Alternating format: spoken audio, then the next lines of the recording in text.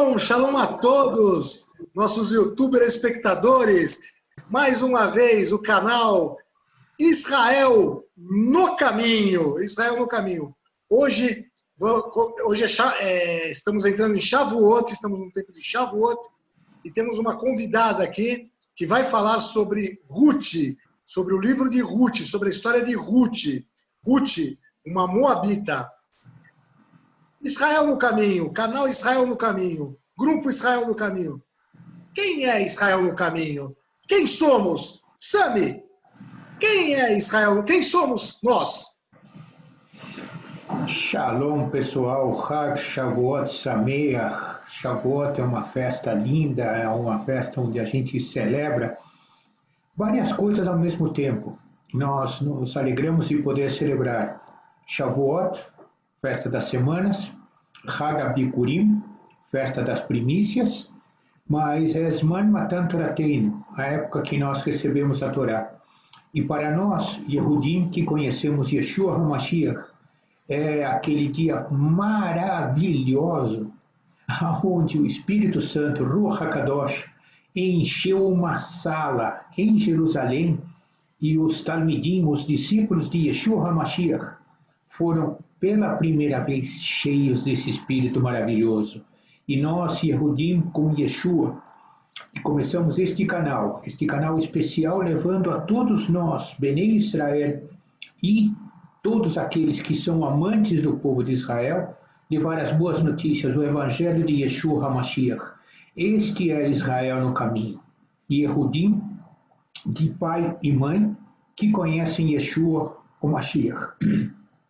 E hoje nós temos uma convidada que já é parte desse grupo, desde que ele nasceu, muito antes que ele tinha nascido.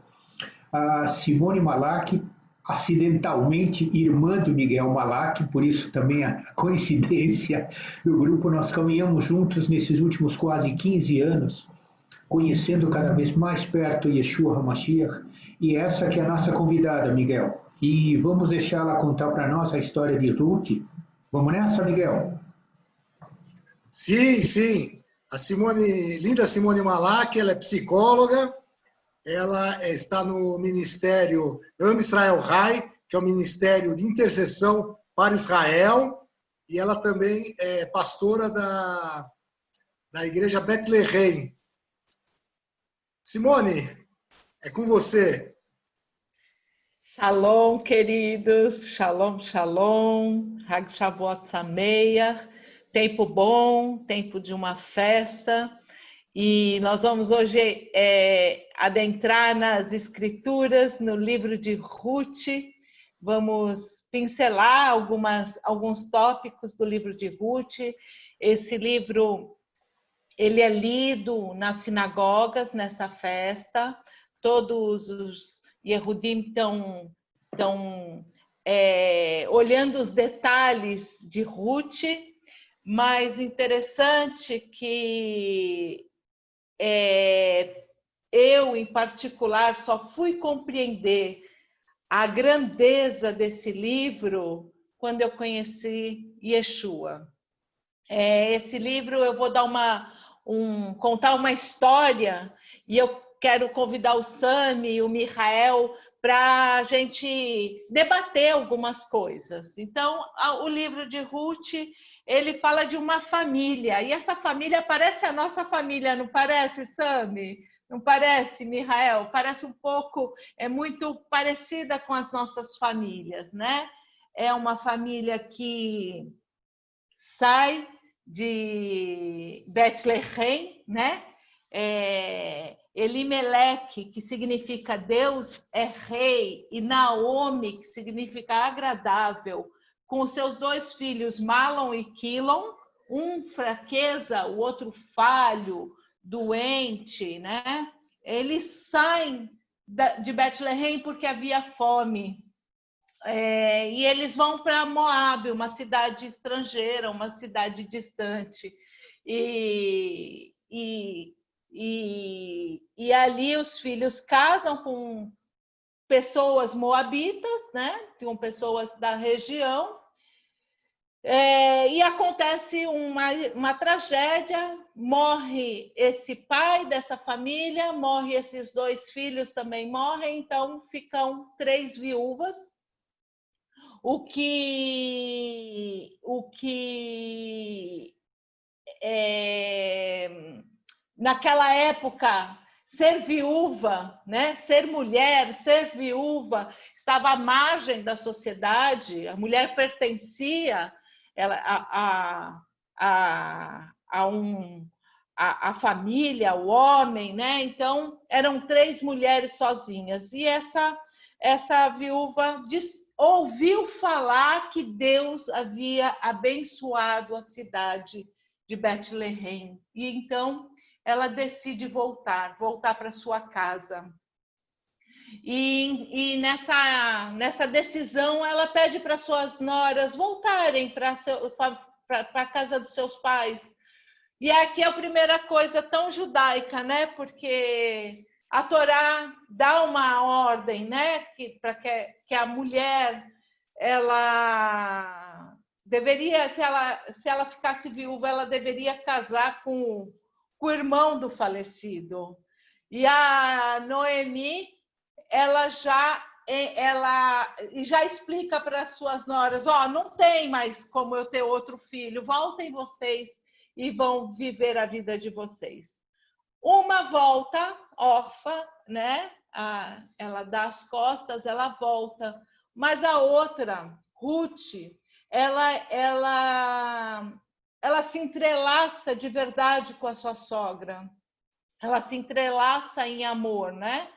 E ela faz a primeira declaração já de amor, dizendo: não insistas para que te deixe e pare de seguir você, pois aonde você for, eu irei.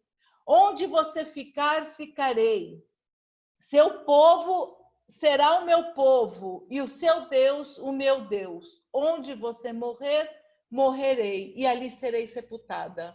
Uau! É uma declaração de amor, de fidelidade, é uma declaração de unidade, é uma declaração de verdade e de se entrelaçar com a sua sogra. E ambas voltam para Betlehem, para a casa do pão. E ali a sogra já dá algumas instruções. Essa sogra me lembra muito, né?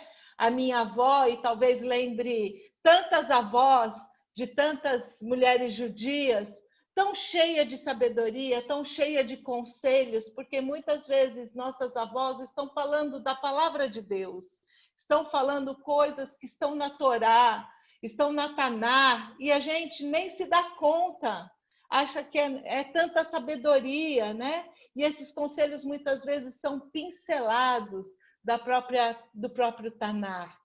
E eu lembro como minha avó pincelou tantos conselhos na minha vida. E quando eu olho para essa Naomi, né? Essa Noemi, eu vejo uma figura de uma senhora sábia, alguém que está preocupada, né, com as coisas de Deus também, que tem um entendimento de alguns detalhes da lei, das instruções que Deus nos dá. Muito bem. E ela diz para Ruth, né? No capítulo 3, ela dá algumas instruções. Ela vai o tempo todo, o livro todo é cheio de instruções. Mas como a gente falou, nós não temos muito tempo e vamos pincelar algumas coisas importantes. Ela instrui a sua nora ao ir buscar buscar na colheita, né? Está na época da colheita, por isso que esse livro é lido nessa festa, festa da colheita. E na Torá há uma ordenância, há uma ordem de que os cantos da colheita deveriam ser deixados para o órfão, para a viúva e para o estrangeiro. Ela sabia disso, né? E ela dá essa ordem para sua nora. E antes dela, uma ordem importante que ela dá para sua nora, que eu penso que parecia que ela já estava entendendo que a sua filha, que a sua nora iria encontrar com o seu noivo, ela diz: banha-te e unja-te. Para nós, Yehudim, vésperas de casamento, o que uma noiva faz, né? O que uma noiva, até os dias atuais, por isso que eu falo, o livro de Ruth, ele é muito atual, né?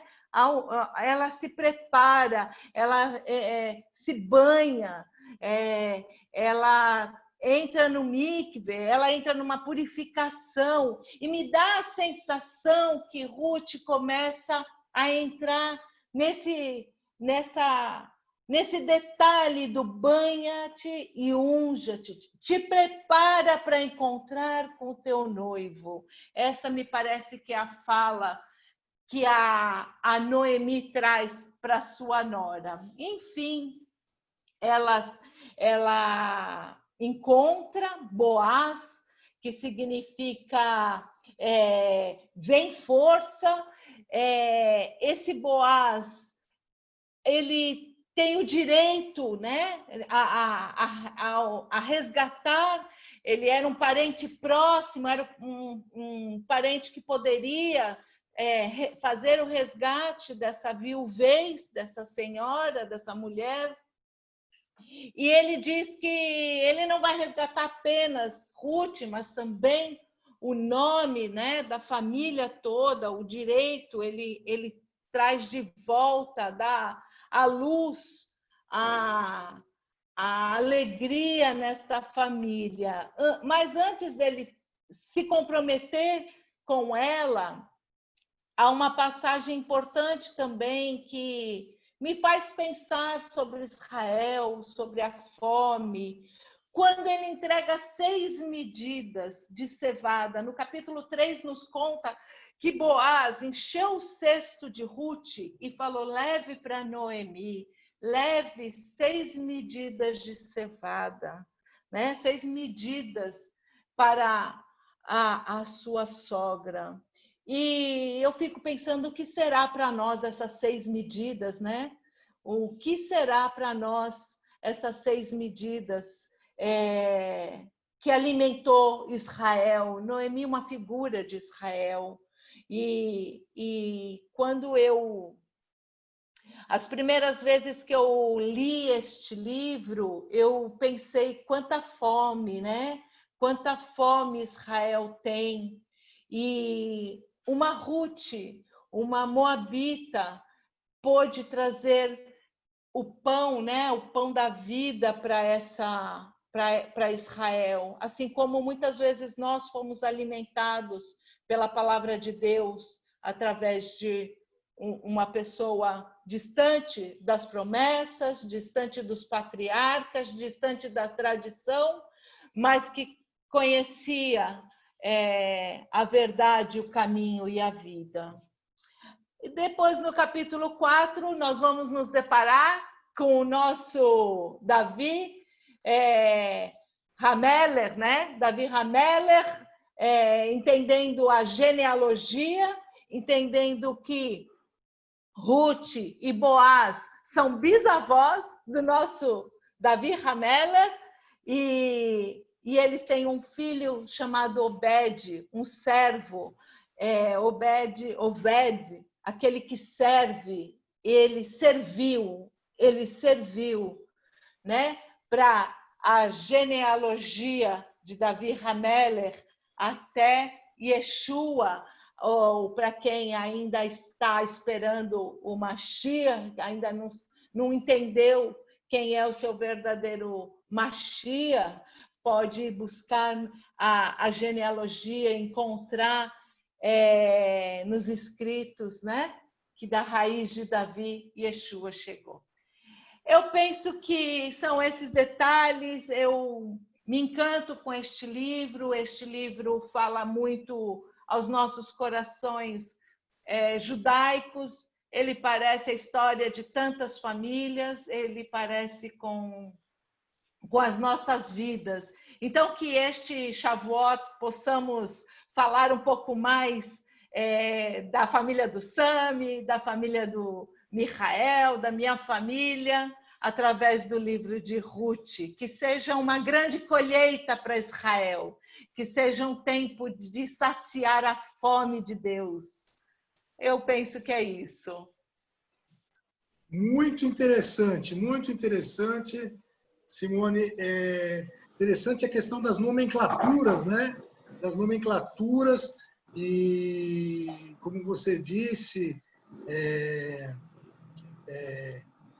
Ruth é amiga, né? Quer dizer amiga, Ruth quer dizer amiga, e a outra moabita era órfã, né? Órfã quer dizer dar as nucas, né? De nuca. Como se fosse dar as costas, né? E ela literalmente ela deu as costas e Ruth realmente foi amiga. Amiga de quem? De Noemi. Noemi, você diz que é alegria, né? Só que ela muda o nome quando ela vai para Moabe. Ela vai se chamar Mara lá em Moabe. Por quê? Porque ela vai se chamar amargura, né? Ou seja, de alegria em Betlehem, ela passa de amargura em Moabe, né? Como é que ela sai da casa do pão e vai para Moabe, terras dos nossos inimigos, né? Vamos dizer assim, né? Então, essa é a questão das nomenclaturas de todos os personagens dessa história é algo tremendo, né? E, pelo que eu entendi, vamos ver se está certo, o Boaz é uma tipificação do Mashiach, né? Boaz é uma tipificação do Mashiach, porque ele remiu tanto Ruth, que é uma tipificação do gentil que crê no Deus de Israel, quanto na Noemi, que é uma tipificação dos judeus, do povo judeu, é isso? Perfeito, é isso mesmo, Michael. Essa tua explicação, né, com essa tipificação desses três personagens, né, dessa história, muito interessante, exatamente. Talvez você conheça, né, a gente como judeus, eu conheci pessoas que eram distante eram gentil. Por exemplo, eu conheci uma pessoa que casou com um judeu e todo mundo da família passou a chamá-la de Ruth. Ela tinha um outro nome. Então, há uma tradição. Esse livro, ele virou uma tradição, porque os nomes nesse livro são muito importantes. Então, talvez, Sami, você também tenha, na sua história, na sua família, conhecido alguma mulher que não era judia e que, se casando com um judeu, todo mundo passou a chamá-la de Ruth. Eu não sou tão antiga assim, né? Mas eu acho esse livro tão atual. Esse livro parece escrito hoje, para o nosso tempo. Para mim, esse livro ele é agora, né? E eu não sou tão antiga assim, né? Então, e conhecer uma história dessa, né? De uma Ruth que se diz abraçando o povo de Israel, se diz, agora o teu Deus é o meu Deus, porque qual é o significado do nome Ruth? Quem são as Ruths, né? São pessoas que não tinham direito à aliança, não tinham direito aos patriarcas, não tinham direito à promessa, né? As promessas que Deus fez para um povo. Mas há uma Ruth que se levanta e diz, o teu Deus é o meu Deus. Essa é a fala de Ruth. Ela é enxertada de verdade no Deus de Israel. Eu penso que isso como eu vi isso até os dias de hoje, para mim é um livro muito atual. Muito bom, Simone, muito bom, Simone. E mais um detalhe, no final do livro de Ruth, da genealogia, desde Pérez, que é filho de Judá, Pérez é filho de Judá com a sua nora, certo? Do livro 17, em Ruth 4, 17 e 18, essas são, pois, a geração de Pérez. Pérez gerou Erzon gerou Arão, Ram gerou a Aminadab, Aminadab gerou Nasson, e Nasson gerou Salmão. Salmão é aquele que se casa com Raabe, aquela que estava em Jericó, que era uma prostituta de Jericó, que foi remida por Salmão. E Salmão gerou a Boaz. Boaz tem um filho com Ruth, gerando Obed.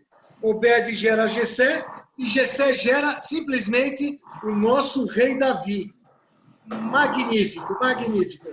Sami, vou passar a palavra para você finalizar e despedir do público em geral aí, despedir dos nossos youtubers espectadores, agradecer a Simone e despedir dos nossos amigos. Pessoal, obrigado Simone, obrigado Miguel. Eu gostaria de fazer um comentário complementar a tudo aquilo que nós estamos falando. Nós estamos falando de genealogias e eu considero o assunto genealogias extremamente importante. Tanto assim que o Tanakh, em algumas situações, ele nos remete às genealogias justamente para saber quem nós somos e de onde nós viemos. Por uma triste situação, quando Yeshua está entre nós, ele ainda carrega as genealogias.